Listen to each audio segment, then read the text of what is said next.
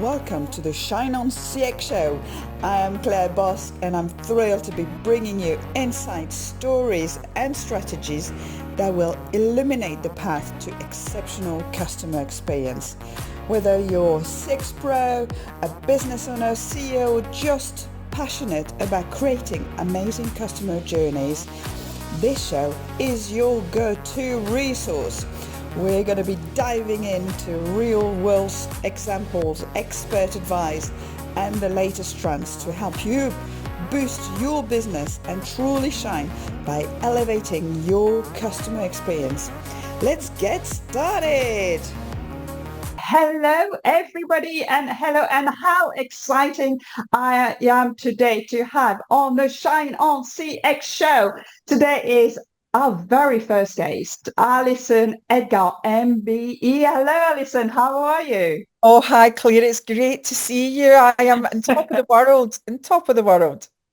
It's just amazing just to see each other. I mean, we've known each other for quite a few years, over the years in different ways, whether we met in conferences and we met virtually quite a lot. And I think you and I have got a little bit of an energy thing, aren't we? We're a bit, energizing.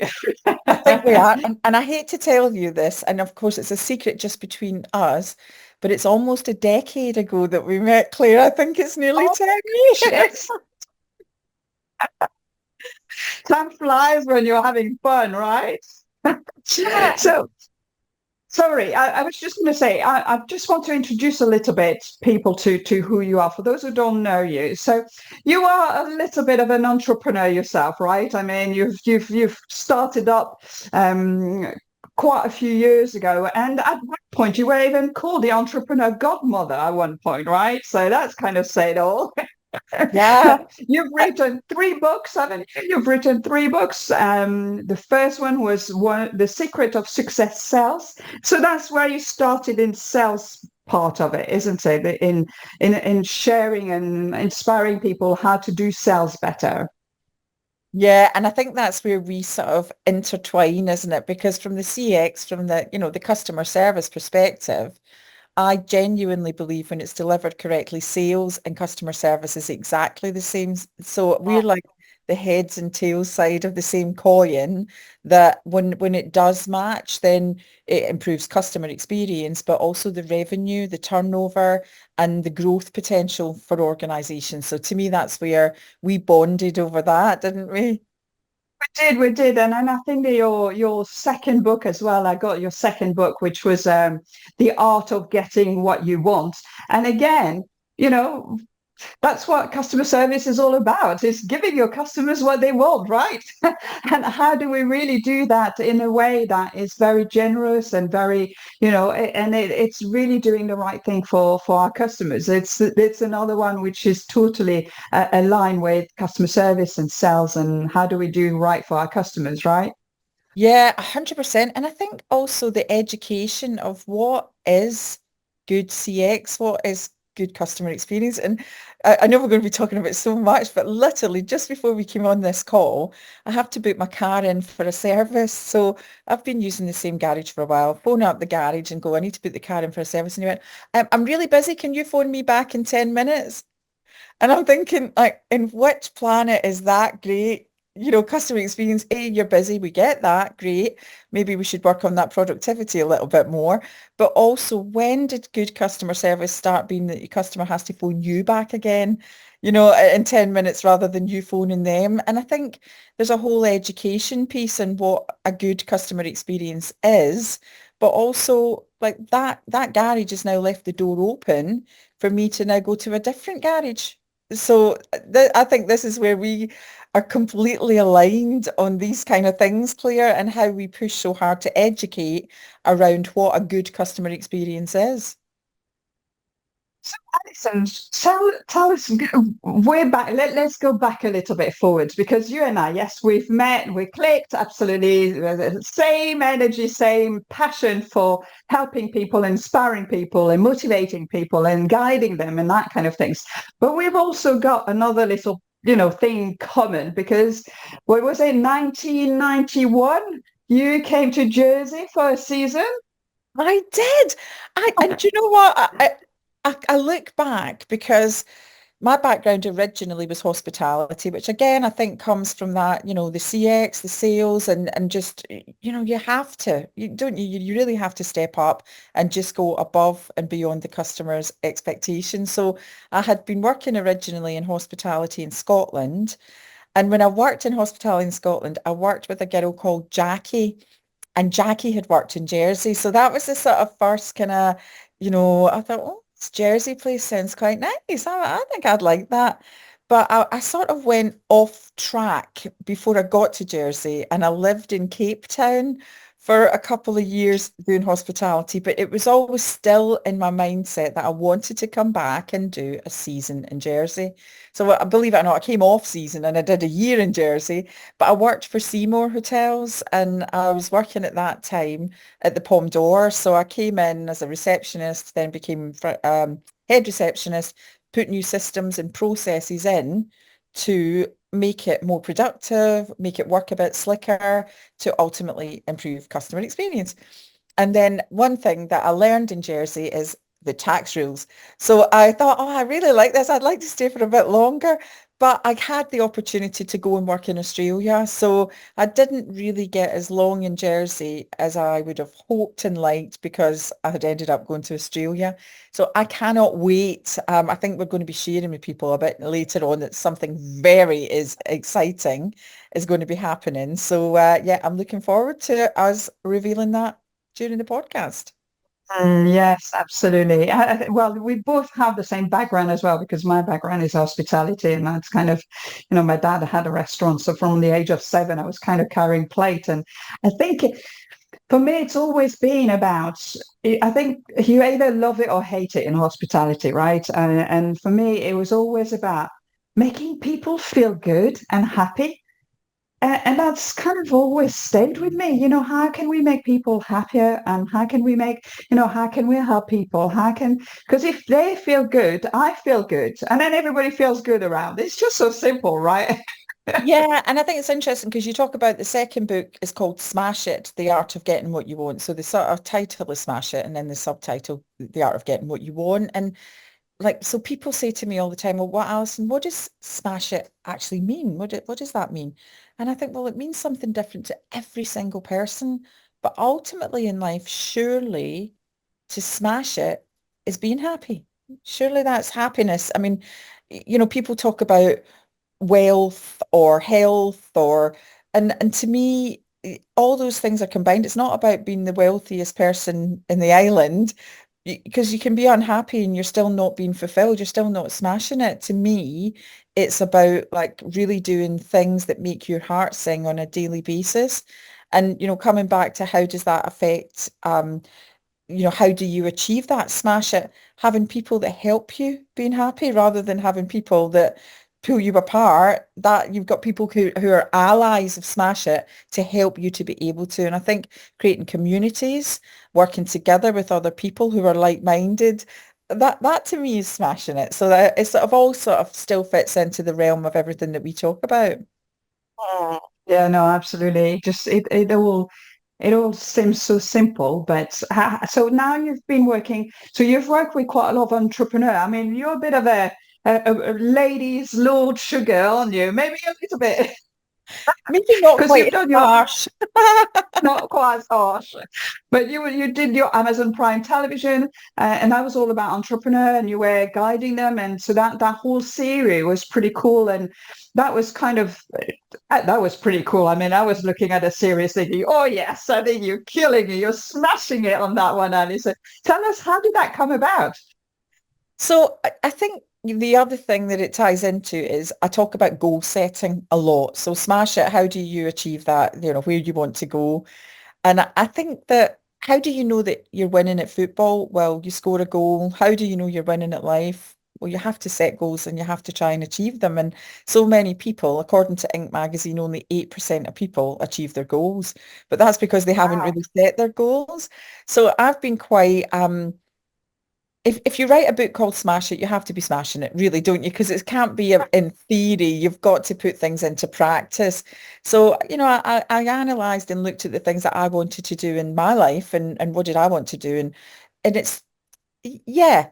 it's great to be on an Amazon Prime TV show, but it's not about the fame. Like if you look at people that want to do things like reality TV shows, that's more about raising their profile, but without purpose, apart from fame, if that makes sense. So for me, doing the TV show isn't about fame because I would genuinely hate to be famous.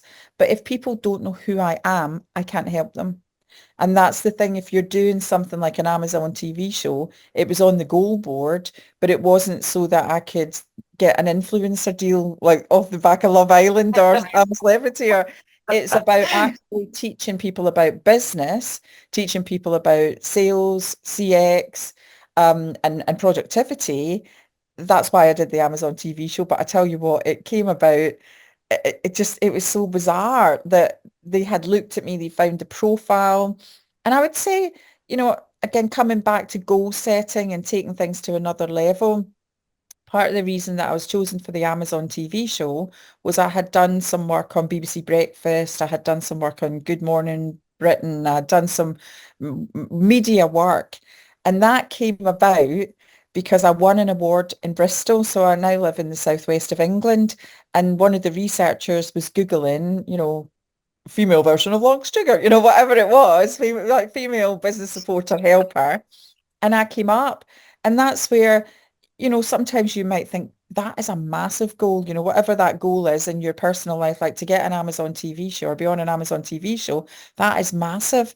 But it's about taking those little tiny steps to put yourself out there, to enter an award, then maybe win an award, then maybe do a bit of local radio, then maybe do a bit of local television, then maybe do some national stuff, and then do some international stuff. So never be afraid to set big goals because they are achievable. I've written the book called Smash It. I've got to do it, and I teach people how to do that in their personal, professional lives.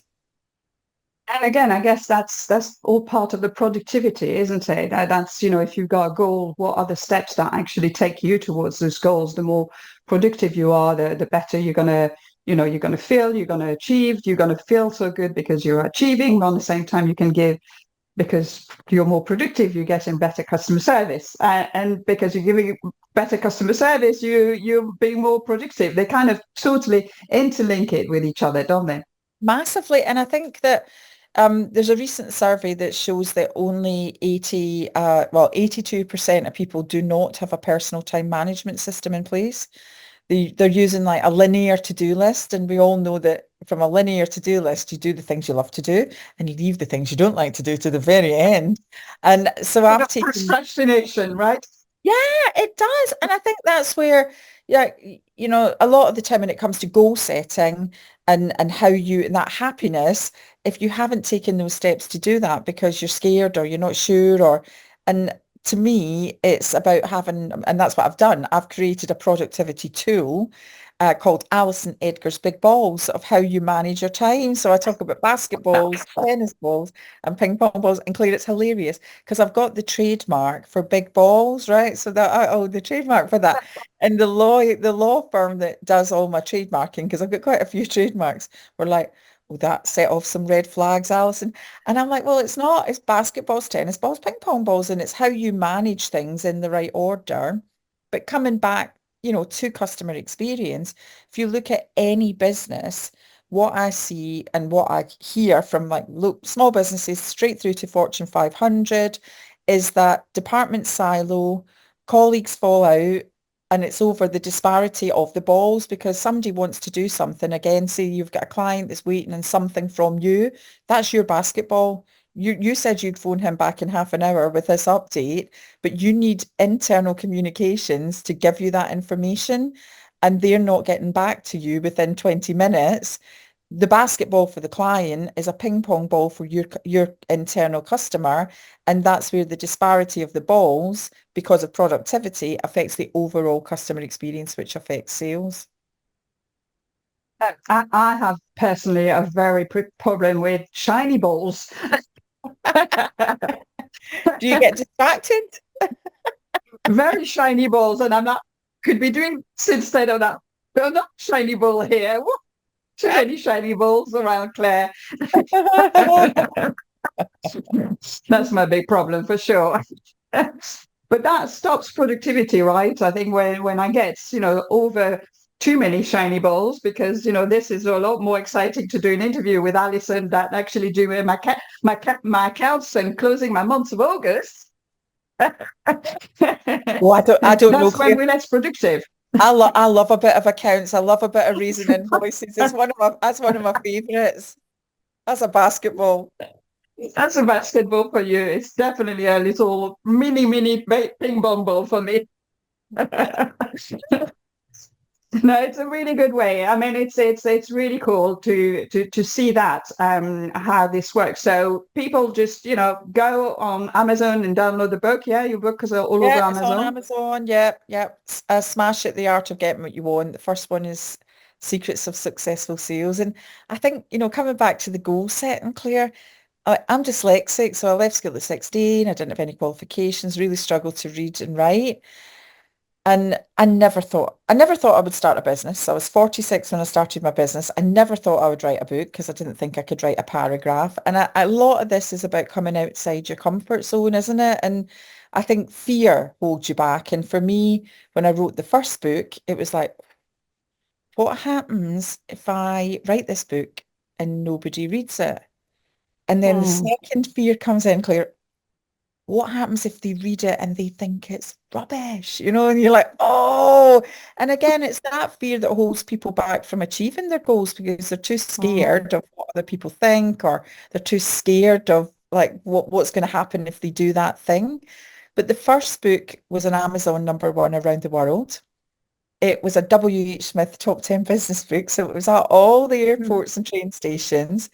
The Independent newspaper voted it one of the top 10 business books written by a woman. Why written by a woman makes any difference. I'm still fighting hard for that one. They use it as the framework for all the apprenticeships in Ireland. And Wow. it's also been translated into Danish. So it's hilarious to look at the cover in Wow. Danish.